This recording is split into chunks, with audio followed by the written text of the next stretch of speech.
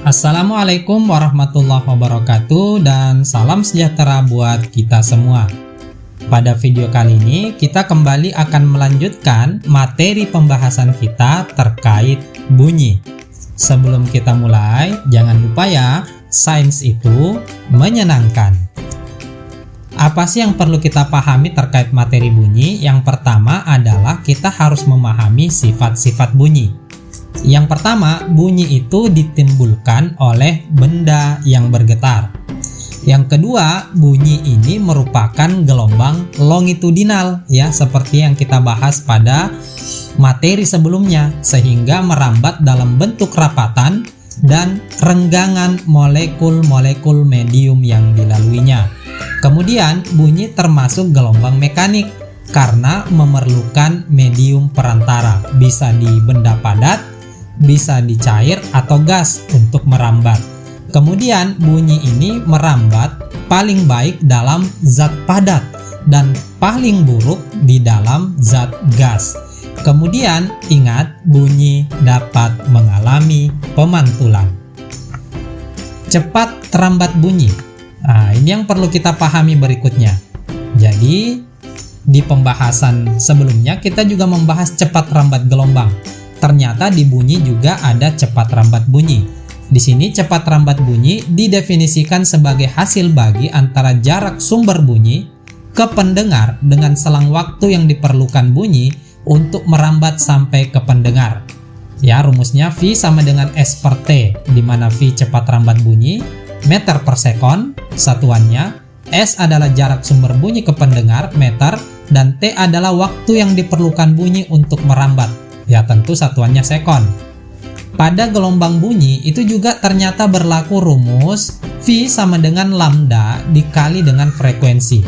Ya, ini sudah dibahas juga di materi sebelumnya, di mana V cepat rambat bunyi meter per sekon, lambda panjang gelombang bunyi satuannya meter, dan frekuensi bunyi yang satuannya hertz atau F ya, disimbolkan dengan F. Selanjutnya ada syarat untuk terjadinya dan terdengarnya bunyi. Di sini ada 3 syarat ya. Syarat pertama itu adanya benda yang bergetar sebagai sumber bunyi. Yang kedua adanya zat perantara yang dikenal dengan medium. Dan yang ketiga adanya penerima yang berada di dekat sumber. Ini adalah 3 syarat untuk terjadi atau terdengarnya bunyi.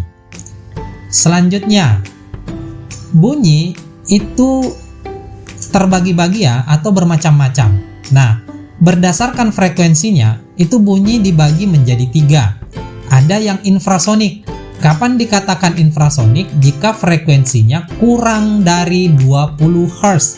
Nah, frekuensi ini hanya dapat didengar oleh jangkrik dan anjing. Ini contoh hewan yang dapat mendengarnya. Kalau kita tidak bisa ya mendengarkan bunyi dengan frekuensi kurang dari 20 Hz. Kemudian yang kedua ada yang dikenal dengan audiosonik. Audiosonik adalah bunyi yang frekuensinya berkisar antara 20 sampai dengan 20.000 Hz. Nah, audiosonik ini adalah jenis bunyi yang dapat kita dengar sebagai manusia. Kemudian jenis yang ketiga adalah ultrasonik. Nah, ultrasonik adalah bunyi yang frekuensinya di atas 20.000 Hz. Nah, ultrasonik ini hanya dapat didengar oleh lumba-lumba dan kelelawar. Nah, biasanya ultrasonik atau jenis bunyi ultrasonik atau dengan frekuensi ultrasonik ini ternyata dimanfaatkan untuk yang pertama, kacamata tunanetra, yang kedua, ultrasonografi USG ya. Biasanya kalau ibu hamil itu di USG, ternyata memanfaatkan bunyi ultrasonik. Kemudian dimanfaatkan untuk membunuh bakteri dalam makanan yang akan diawetkan.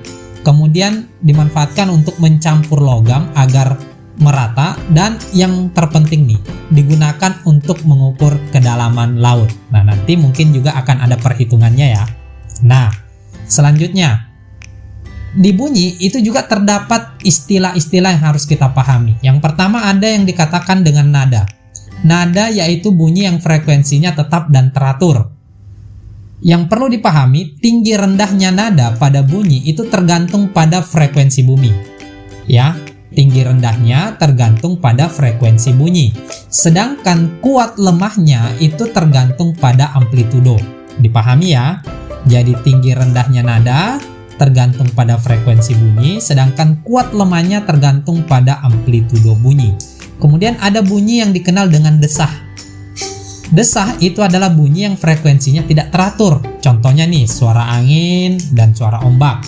Kemudian ada lagi yang dikenal dengan dentum. Dentum ini yaitu bunyi yang frekuensinya tinggi tetapi masih didengar oleh telinga manusia. Contohnya bunyi bom, ya. Itu frekuensinya tinggi sekali ya. Biasanya membuat telinga kita sakit. Kemudian ada yang dikenal dengan warna bunyi, ya. Mohon maaf, saya kembalikan. Warna bunyi atau timbre atau kualitas bunyi adalah perbedaan nada yang dihasilkan sumber bunyi meskipun frekuensinya sama. Contoh, nada seruling, gitar, piano tetap dapat dibedakan bunyinya meskipun frekuensinya sama. Kemudian ada lagi istilahnya warna bunyi berbeda. Nah ini ya, warna bunyi berbeda itu disebabkan oleh bentuk gelombang yang berbeda. Karena bunyi itu adalah salah satu bentuk gelombang, yakni gelombang longitudinal yang sudah kita bahas pada pertemuan sebelumnya. Nah, bentuk gelombang bunyi berbeda-beda karena adanya perbedaan frekuensi nada-nada atas. Tetapi frekuensi nada dasarnya itu akan tetap sama. Jadi ini istilah yang cukup saya perkenalkan saja, istilah-istilah pada bunyi supaya kita lebih memahami jauh terkait materi bunyi ini. Kemudian di bunyi ada yang dikenal dengan istilah resonansi. Ya, apa sih resonansi itu? Resonansi adalah ikut bergetarnya suatu benda bila benda lain bergetar di dekatnya. Nah, ini biasa kita praktekkan dengan garpu tala ya. Nah, garpu tala biasanya kalau kita ketok ya satu garpu tala dengan atau kita ketok garpu tala di tempat lain kemudian kita dekatkan dengan garpu tala yang lain, maka garpu tala yang tidak diberi perlakuan ini secara otomatis akan ikut bergetar. Nah, frekuensi benda yang bergetar itu akan sama dengan frekuensi benda yang ikut bergetar. Misalnya pada gambar jika bandul A digetarkan, maka bandul C ikut bergetar. Nah, ini ya. Nah, ini contoh sederhana dari istilah atau peristiwa resonansi. Nah, ini adalah rumus ya, panjang kolom udara. Secara matematis dituliskan L sama dengan N per 4 dikali lambda. L adalah panjang kolom udara, lambda panjang gelombang. Kemudian resonansi pertama N sama dengan 1, kedua N sama dengan 3, sedangkan resonansi ketiga N sama dengan 5. Jadi ini hanya sebatas saya perkenalkan saja supaya kita juga paham tentang apa sih resonansi itu. Nah, ini mungkin lebih diperdalam lagi ketika nanti duduk di bangku SMA. Nah, selanjutnya, bunyi itu juga mengalami pemantulan dan dikenal dengan istilah hukum pemantulan bunyi.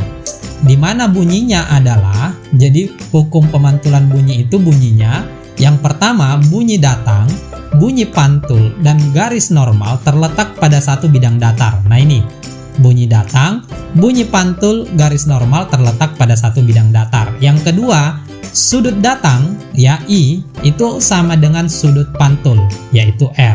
Nah ini, oke. Selanjutnya, dikenal ya dari istilah atau peristiwa bahwa bunyi itu memantul, maka dikenal juga macam-macam bunyi pantul. Yang pertama, bunyi pantul yang bersamaan dengan bunyi asli. Nah, bunyi ini terjadi jika jarak antar sumber bunyi dengan dinding pemantul cukup dekat. Bunyi ini memperkuat bunyi asli. Misalnya nih, di dalam kamar ya, jika kita teriak-teriak, di ruang kelas juga jika kita teriak, maka akan terkena atau terdengar bunyi pantul yang tentu bersamaan dengan bunyi asli ya.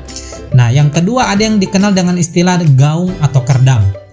Gaung atau kerdam ini adalah bunyi pantul yang sebagian bersamaan dengan bunyi aslinya, sehingga bunyi aslinya tidak jelas. Bunyi ini terjadi jika jarak antar sumber bunyi dengan dinding pemantul itu agak jauh, misalnya di dalam gedung bioskop. Nah, di sini ada contohnya. Misalnya kita mengucapkan matahari ya, bunyi aslinya matahari gitu ya, tapi bunyi pantul yang kita dengar matahari, dan justru yang terdengar di kita itu mari saja ya. Jadi bunyi pantul seharusnya matahari, tapi yang kita dengar hanya mari saja. Nah, itu contoh gaung atau kerdam. sebagian bersamaan dengan bunyi asli ya.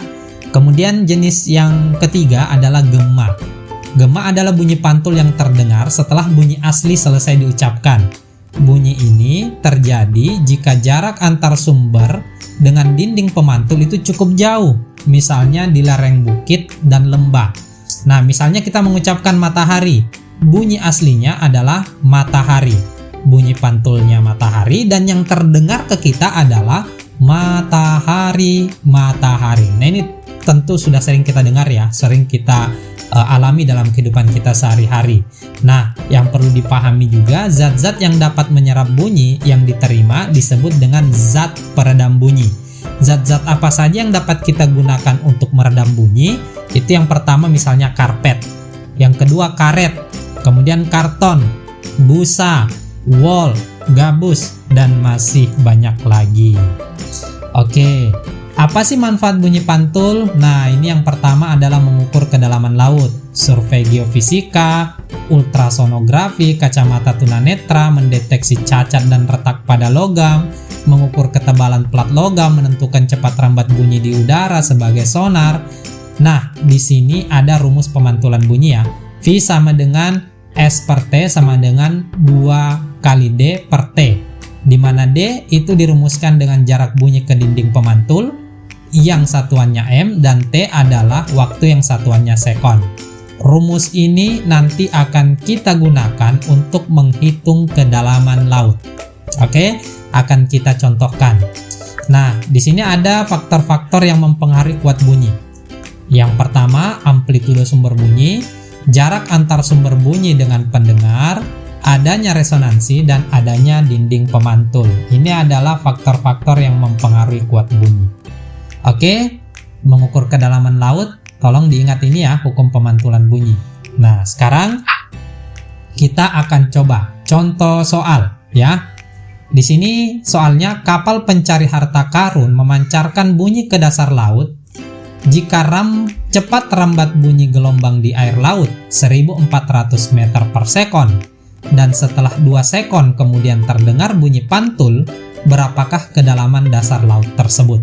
Salah satu manfaat dari bunyi pantul itu adalah mengukur kedalaman laut. Di sini ada opsinya ya. Nah, langsung saja kita jawab. Diketahui bahwa cepat rambatnya 1400 meter per sekon. Sedangkan waktu yang dibutuhkan adalah 2 sekon. Yang ditanya adalah kedalaman. Kedalamannya adalah S. Nah, ini sudah saya perlihatkan di rumus sebelumnya. Sehingga rumusnya itu untuk mengukur kedalaman laut, S sama dengan F dikali T per 2. Kenapa per 2? Karena adanya prinsip pemantulan ini ya, ke bawah dulu baru naik ke atas. Nah, berarti dibagi 2. Nah, jadi bunyinya diperdengarkan dulu atau dilepaskan ke laut, dan kemudian kita tunggu kapan bunyi itu kembali kita dengar. Nah, maka harus dibagi 2. Jadi sisa kita masukkan saja 1400 kecepatannya dikali dengan 2 sekon ya, 2 detik per 2. Nah, 2 ini sudah saya jelaskan ya, bolak-balik ya, dilepas dulu kemudian kembali, sehingga diperoleh hasilnya ya 1400 meter. Jadi kedalaman laut dari soal ini adalah 1400 meter. Demikian materi kita terkait bunyi. Sampai ketemu lagi di materi berikutnya.